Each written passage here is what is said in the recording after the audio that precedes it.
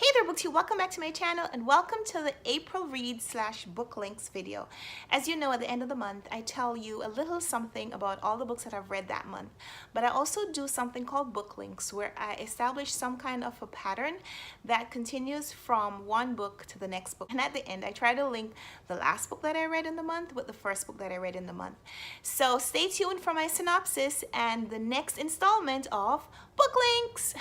I started off with The Outcasts of Time. This one was written by Yann Mortimer. It's set in the 1300s. It follows two brothers who are returning home after a war when they're seized with the Black Plague, and they have a supernatural experience where they're told that they can either go home and die peacefully with their family but also infect their family while they're at it, or they can choose to give up the last 7 days or so of their lives and spend a day each century following the ages. I got this recommendation from a fellow booktuber, and I talked about that in my booktuber recommends video, so I'll link that down below. If you haven't watched it yet, you can go ahead and see where I talk a little bit more about this book there. So this was religious fantasy, and it traced the evolving ideas of heaven and hell and comparing that to life on earth and the possibility of establishing a place in heaven based on things that you do here on earth. So this is a Catholic idea, and the novel explores the difference between religion and heresy through the ages as the characters move through the evolving centuries. And the book includes lots of quotable sentences about life and time and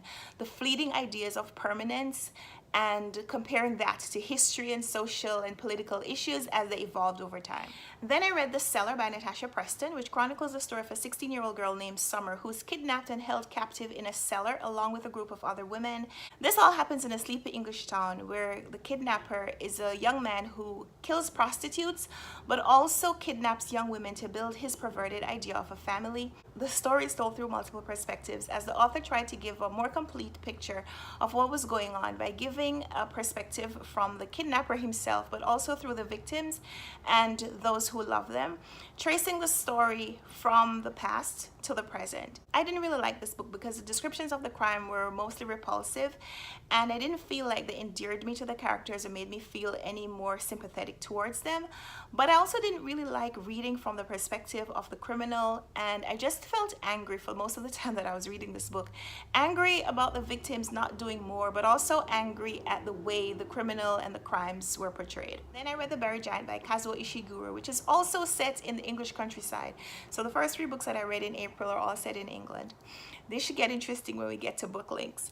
So The Buried Giant is about a couple named Axel and Beatrice. They're an elderly couple living in this age-long past, and they're getting increasingly concerned about this literal mist that is lingering over their community, obscuring not just their memories but also the memories of all their neighbors. They decide to leave home and go visit their son where they think that they'll have a better life. So they leave their pastoral home to set off on this journey, and on their way they meet and are either helped or attacked by strangers. While the story seems to fit in the fantastic genre like Lord of the Rings or The Hobbit, it is more the allegorical kind of story that Kazuo Ishiguro is known for, where he makes commentary on social and political and historical issues by setting them in some kind of a familiar setting and pointing out the things that have gone wrong and why those things happened. The 2 different peoples inhabiting this book are the Britons and the Saxons, the 2 groups that eventually merged to become the Anglo-Saxons, but not before there was some considerable war and discord. And so throughout this novel, there are these little flickers of xenophobia that would have been based on the history of wars and raids that eventually yielded to peace. The mist and the couple's forgetfulness seem to be like the forgiven sins that are remembered no more when a person has had some kind of a religious conversion, or when they have decided to actively forget and forgive someone to move forward in a relationship. This is brought to light even more when on their journey they meet this ferryman, and he explains that one of the tests in a relationship is that if 2 people have a truly eternal bond, they will remember the same things but also have the same feelings towards them. This novel broached many issues like feminine power and a comparison between girlhood and motherhood. It talks about history. It made a comparison between politics and religion, between monarchy and democracy, and of course a discussion about physical and mental health and decline. I like the way the author wove in these literary and historical references. Like there's a character in this book that is from King Arthur's Knight of the Round Tables. I liked how the main character was named Beatrice but was called Princess, which alluded to the crown of England and the feminine power that we've all grown up with. So overall, there was a lot of symbolic quality to really appreciate in this book, but there were places where the prose felt cyclical and didn't seem to come to any kind of a natural point, and some of the subplots weren't resolved, at least not to my satisfaction in the end, and that's a critique that I often have with novels, and this one wasn't any different in that regard. Then I did a buddy read of The Narrow Road to the Deep North by Richard Flanagan. I read this book with K.A., who's one of my subscribers here on the channel. Hey Kay, thanks for doing this buddy read, because if we weren't reading this book together, there were points where I probably would have stopped. I was also reading this book for the Man Booker 50 reading challenge, and yeah, I just wanted to get through this book at some point. But at the end, I really appreciated it as a really great novel, even though there was a thread through here that I didn't really like. It follows this main character named Dorigo Evans, who we meet him as a child and we flash forward to seeing him as an old man. So we're assured that he survives a lot of the deeply disturbing war stories that are described in this novel. We know that he survives, we know that he becomes an old man, but at any moment during the rest of the book, we're not sure who else will survive, because the episodes that the author is describing are so horrific. It's about this group of men. Dorigo is a surgeon and he's leading this group of men in the army. And of course, they're captured, they become prisoners of war, and they're forced into slave labor by the Japanese, who are building this railway between Burma and Thailand. And while we're being told and shocked by descriptions of illness and torture and beheadings, we're also being reminded at various points about some kind of a love story that happened before and that is supposed to continue after the war ends. Like I said, a lot of the descriptions in here are graphic, they're horrific, but it is war, and we know that a lot of these descriptions actually did happen. So at the end, I was glad that I read this book. I thought it was a brilliant novel, even though I didn't completely buy the romance. Richard Flanagan is from Tasmania, which, yes, is a real place. It's a territory in Australia. And so part of the book is set there. That's where the main character is from. That's where he returns to after the war. But most of the novel takes place in the greater part of Australia, or when these POWs are in Burma during the war. So this is a multicultural setting of a book. We also read a lot about Japanese culture, because the Japanese captors are described to us during the war, but we also get a glimpse of what happens after the war to some of the survivors, some of the captors, and we're able to see even more of the culture after the tragedy, after the horrors of the war have been completed, to kind of follow what kind of a catharsis the author is going to give us at the end. This was a book that I really enjoyed at the end. Didn't so much love wading through the mud of disease and sickness and starvation and war crimes while I was reading it. But at the end, I could see the brilliance of the book, and I could see why it won and even why it deserved the Man Booker Prize that year. Then I read Circe by Madeline Miller, which is a retelling of the Greek mythology. Circe is the daughter of the sun god Helios and a nymph named Perse. Circe's name has two meanings, stone and hawk. She doesn't look anything like her family, and the hawk is supposed to describe something about her appearance. But she tells you pretty early that the secret to her name is that what looks like a stone is actually a seed that contains a potential which foreshadows what will happen later. I don't read a lot of Greek mythology or retellings of those stories, so this was really interesting to get into, and the author did a really good job of introducing characters from those stories. But I had a real distaste for the author's depiction of women, particularly in how the women measured their worth in their ability to produce children who were gods or monsters. I could see the author later trying to reclaim that feminine power by casting Circe as this witch who had the power to transform people, not into her thoughts, but into the manifestation of the secret desires that they harbored in their hearts. But even that was upsetting to me, because Circe's potential was only revealed as a reaction to jealousy. And indeed, most of the wars in the story are fought because of envy, which is the oldest sin, so I guess that explains it.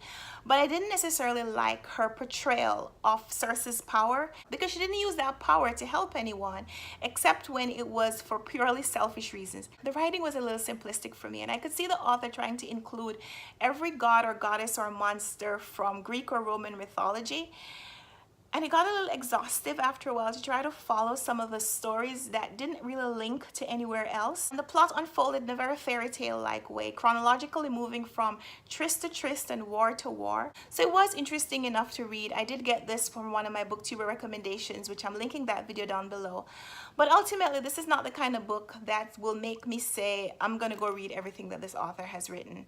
And I'm probably not gonna read anything else like it for a while. The Peculiar Life of a Lonely Postman is about a reclusive young man who intercepts personal mail and steams them open and reads them before making deliveries. He becomes obsessed with a particular couple who exchanges haikus. One person is a foreign woman who lives in Guadeloupe, and the other person is the man who lives on his mail route.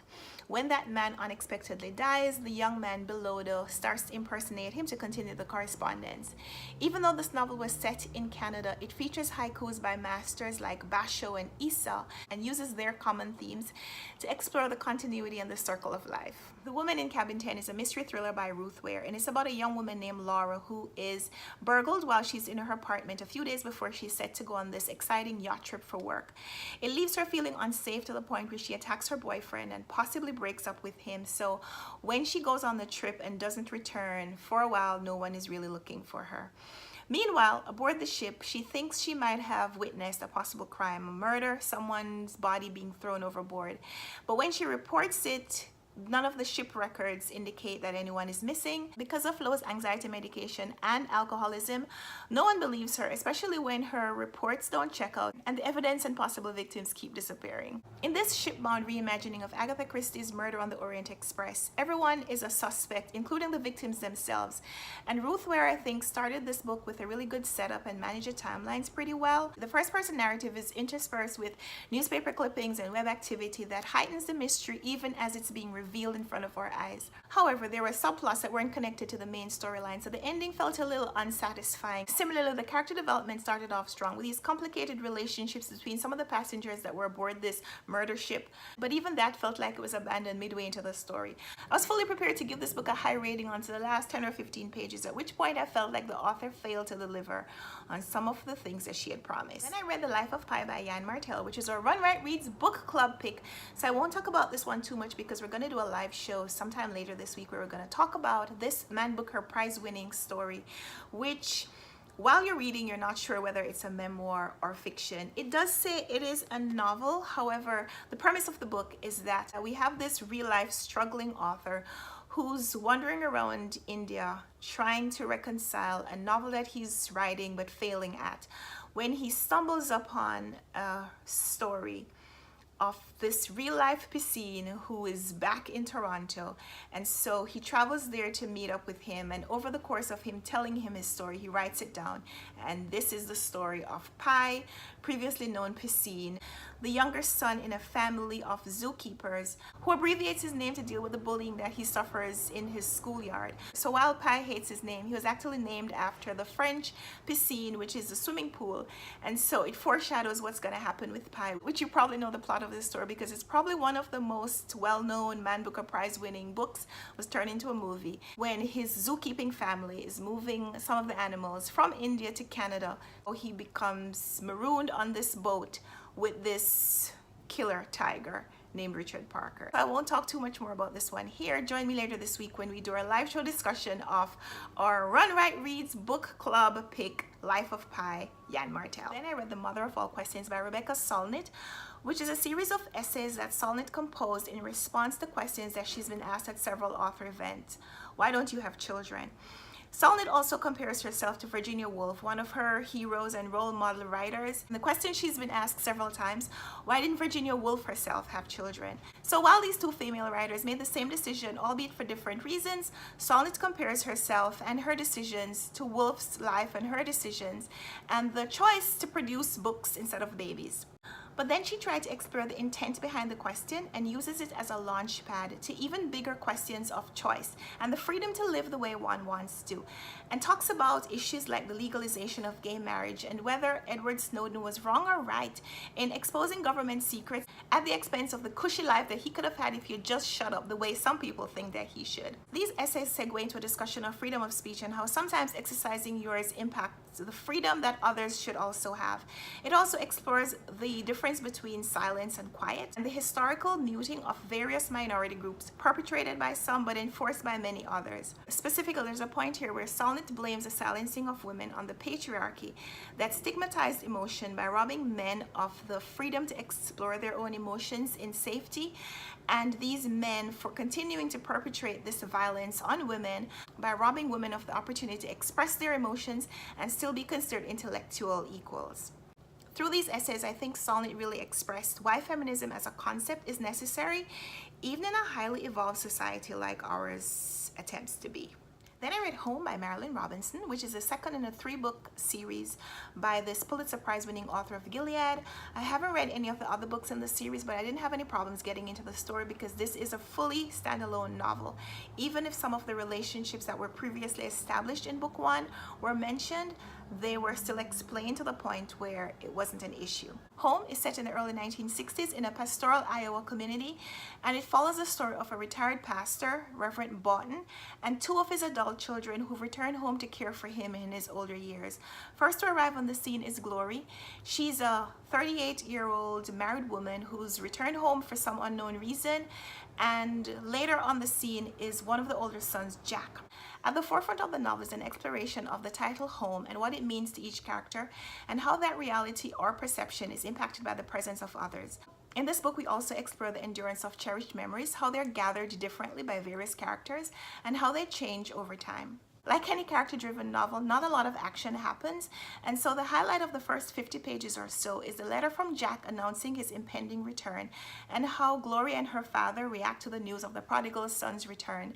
Home is fraught with these biblical references through hymns that are sung and Bible texts that are read, and these character names that have religious meaning, although it is interesting that only the girls have these religious names while the boys have regular names, hinting at the gender disparity that runs through this story of inequality in various manifestations. Because this is the 1960s, there's also the backdrop of the civil rights movement that was happening in the United States, and the author used this to study good versus evil and pits youth and innocence versus age and experience. And this comparison between Jack and Glory's relationship in the household is unlike any sibling relationship in the Bible, except now that I think about it, I can't think of any good sibling relationships in the Bible.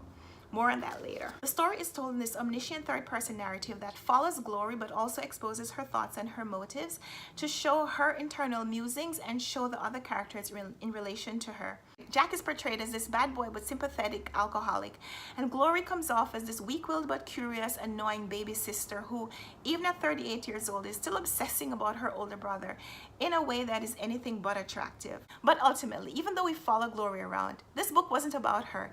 In fact, it felt like the author used Glory as a tool to really discuss men and to discuss relationships, the frailty and the resilience and the endurance of them. So now that I've told you all the books that I read in April, here are how they link to each other. Yann Mortimer's The Outcasts of Time and Natasha Preston's The Cellar. Both of these books are set in England and feature characters who are forced to live away from their families. In The Outcasts of Time is John and his brother who sacrifice their time with their family because they don't want to infect them with the plague. And in The Cellar, of course, the characters who have been kidnapped are plagued with thoughts about what their family members must be dealing with as they try to find out their whereabouts. Both of these books feature a child who goes missing from the community. In The Cellar, of course, it's Summer who's kidnapped, and in The Buried Giant is a little girl named Martel, and again a little boy who's taken from the Saxon community in which he lives. These two books were linked in more ways than if I had planned to read them in this way. They both feature the mythical ferrymen who help people cross the River of Time, which is a symbol of the passage from life to death. When Axel and Beatrice set off on their quest in The Buried Giant, they meet a woman who's been prevented from crossing that river with her husband. And in The Narrow Road, the author explores it from the perspective of a Japanese haiku, as he talks about the differences between how Japanese and people from other cultures see that passage. He explores the cultural view of suicide and death as a means of escaping torture or imprisonment or shame. Both of these books feature the mythical story of Ulysses and his men going off on a war, and Ulysses having a romantic tryst before he returns home to Ithaca. In The Narrow Road, Dorigo is the Ulysses character who spends 7 years fighting or being kept as a prisoner of war, and his Penelope is Ella, who he proposed to before he left for the war, even while he was having dalliances with Amy. Circe is an actual retelling of the Greek story, with Circe this time being cast as the mistress who interferes in the relationship between Ulysses and Penelope, but is still cast as the heroine of the story. Both of these books deal with a theme of loneliness and feature characters who spend some amount of time living solitary lives. In Circe, the main character grows up feeling different from the other members of her family, so even when she's exiled on a desert island, it's no great punishment to her. In The Peculiar Life of a Lonely Postman, it's a young man whose parents have died and he has no close relations or friends. Both of these books have a character impersonating someone else. In The Peculiar Life of a Lonely Postman, it is Belodo, the young mail carrier, who impersonates the poet to exchange letters with Segolene and to carry on a correspondence when the poet dies. And I don't want to spoil this one for you, but in The Woman in Cabin 10, one of the characters is wearing a disguise.